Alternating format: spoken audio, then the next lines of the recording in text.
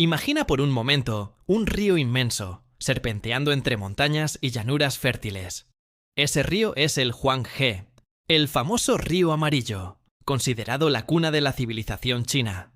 En sus orillas, hace miles de años, nacía una cultura que se convertiría en una de las más duraderas, sofisticadas e influyentes de toda la historia humana. La historia de la China antigua no solo habla de reyes y guerras, sino también de mitos, filosofía, invenciones brillantes y una manera única de entender el mundo. Se dice que, en los orígenes, la historia y la leyenda se entremezclaban. Los antiguos chinos hablaban de seres míticos conocidos como los 3 soberanos y los 5 emperadores, figuras semilegendarias que marcaron el inicio del orden social y cultural. Uno de ellos fue Fuxi, a quien se le atribuía haber enseñado a los hombres la pesca, la caza y el uso de las redes.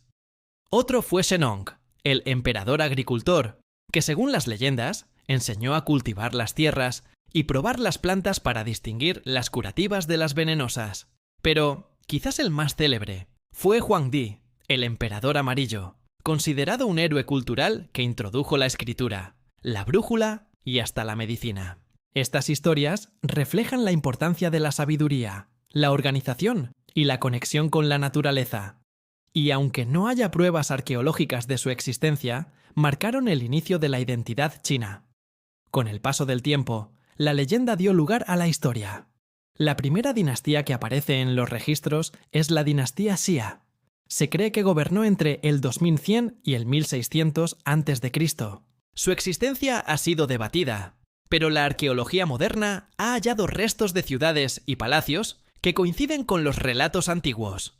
La figura central de esta dinastía fue Yu el Grande. Cuenta la tradición que dedicó su vida a controlar las catastróficas inundaciones del río Amarillo, desviando cauces y construyendo canales. Gracias a su esfuerzo, las comunidades pudieron asentarse de manera más estable. Yu no solo fue recordado como un gobernante eficaz, sino como el fundador de una dinastía que transmitió el poder de padres a hijos, inaugurando una tradición monárquica que duraría milenios. Después llegó la dinastía Shang, alrededor del 1600 a.C., y con ella entramos en un terreno mucho más sólido, respaldado por hallazgos arqueológicos. Los Shang nos dejaron las primeras pruebas de escritura china, grabadas en los famosos huesos oraculares, donde se consultaba el destino a los dioses y antepasados. En estas inscripciones ya se vislumbra el sistema de caracteres que evolucionaría hasta la escritura china actual. Los Shang también fueron maestros en la metalurgia del bronce. Creaban armas, herramientas y vasijas rituales con una maestría impresionante. La sociedad Shang estaba profundamente marcada por la religión y el culto a los antepasados. Se creía que los espíritus de los muertos podían intervenir en los asuntos humanos, y por eso los reyes eran también sacerdotes, mediadores entre el mundo terrenal y el espiritual. Sus ciudades estaban fortificadas con murallas de tierra apisonada, y la organización social era jerárquica. Una nobleza guerrera, campesinos, artesanos y esclavos. Tras los Shang llegó la dinastía Zhou, que se prolongó desde el 1046 hasta el 256 a.C., una de las más largas de la historia china. Los Zhou introdujeron un concepto que marcaría la política china durante siglos: el mandato del cielo. Según esta creencia, los emperadores gobernaban porque el cielo, una fuerza moral superior, les había otorgado ese derecho. Pero si el gobernante se volvía tiránico o incapaz, podía perder ese mandato, justificando así las rebeliones y los cambios de dinastía. En esta época, China creció y se diversificó. Los Zhou promovieron la agricultura, el comercio y la expansión territorial. Se formaron nuevos estados, lo que dio paso a una etapa de fragmentación y conflicto. Primero llegó el periodo de primavera y otoño, donde surgieron reinos rivales que competían por el poder. Más tarde, el periodo de los reinos combatientes convirtió esas rivalidades en auténticas guerras de conquista. Aunque fue una época violenta, también trajo grandes avances en la organización militar, en la estrategia y en la tecnología bélica. Y es aquí donde brilla una de las mayores contribuciones de la civilización china: la filosofía.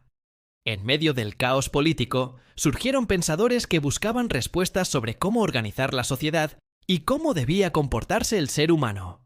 El más conocido fue Confucio. Su doctrina, el confucianismo, ponía énfasis en la moral, el respeto a los mayores, la lealtad familiar y la importancia de los funcionarios honestos. Confucio creía que una sociedad justa debía basarse en la virtud de sus gobernantes y en la educación de sus ciudadanos. Otro gran pensador fue Lao Di, fundador del taoísmo. Este proponía vivir en armonía con el Tao, el camino o fuerza universal que gobierna la naturaleza. Para los taoístas, lo ideal era la sencillez, la calma y el equilibrio con el mundo natural. También apareció el legalismo, una corriente más pragmática que defendía leyes estrictas y castigos severos para mantener el orden. Aunque duro, el legalismo fue clave para la futura unificación de China. Más allá de la filosofía, los chinos antiguos fueron pioneros en innumerables avances. La escritura china evolucionó y se consolidó como un sistema logográfico complejo, capaz de transmitir ideas y sonidos. La seda, uno de los símbolos de China, ya se producía en esta época a partir del gusano de seda, creando tejidos finísimos que más tarde recorrerían la ruta de la seda hacia Occidente. En astronomía, los chinos desarrollaron calendarios precisos basados en el ciclo lunar y observaron fenómenos celestes como cometas y eclipses. En medicina, recopilaban conocimientos de hierbas y técnicas que hoy forman parte de la medicina tradicional china. El día a día de las aldeas también estaba lleno de innovación. Se perfeccionaron técnicas agrícolas, se domesticaron animales y se construyeron sistemas de riego que permitieron sostener grandes poblaciones. Sin embargo, el periodo de los reinos combatientes también mostraba el precio de la ambición. Cada reino buscaba imponerse a los demás, y las guerras eran constantes. Pero al mismo tiempo, se forjaba la base de lo que pronto sería el primer imperio unificado bajo la dinastía Qin. Ese será otro capítulo. Pero antes de llegar ahí, es importante entender que la China antigua, con sus mitos, dinastías, filosofías y aportes culturales, puso las bases de una civilización que ha perdurado más de 4000 años. El legado de esta etapa es inmenso.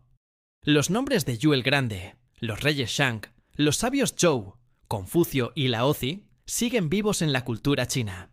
Sus ideas moldearon la política, la moral y la espiritualidad de millones de personas durante siglos.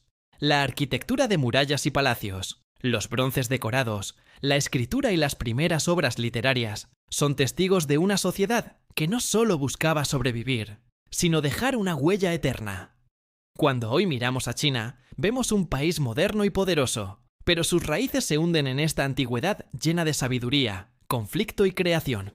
Una civilización que aprendió a levantarse entre inundaciones y guerras, que supo crear orden en el caos y que, sobre todo, supo transmitir su esencia generación tras generación.